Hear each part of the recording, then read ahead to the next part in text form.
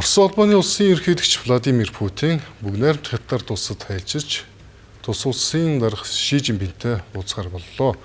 Энэхүү уулзалт нь Америкийн нэгдсэн улсын ерөнхийлөгч Дональд Трампын Бээжин хотноо хийсэн 2 өдрийн айлчлалын дараагаар болж буйгаараа олон улсын анхаарлыг нэлээдгүй татаж байна. За хоёр улс нь сайн өршийн болон найрсаг хамтын ажиллагааны гэрээний 25 жилийн хүрээнд уулзаж хоёр талд стратегийн түншлэлээ улам гүнзгийрүүлэх асуудлыг хилцэх юм аа. За үүнтэй холбоотойгоор Орос улбаны улсын хувьд бол Хятадтай эдийн засгийн харилцаагаа гүнзгийрүүлэх ихээхэн шаардлага байгаа.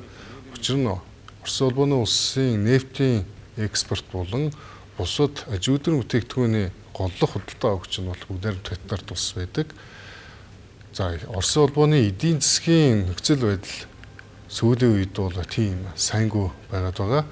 За тус улсын засгийн газрын мэдээлснээр дотоодын нийт бүтээгдэхүүн оны эхний 3 сард 1.8%-аар өссөн гэж мэдэгдэж буй боловч Орос улбаны улсын төв банкны эх саруудын прогнозоор эдийн засгийн өсөлтийн хувь оны эцэс гэхэд 1.4%-тай байна гэж үзсэн байна. За үүнд гол шалтгаан нь бол өдгөө Украинд 5 дахь жилдээ үргэлжилж буй дайнтай холбоотой. За дайнаас үүдэлтэйгээр Оросын улбаны улсын хөдөлмөрийн зах зээлд ажил хүчний хомсдол үүсэж байгаа.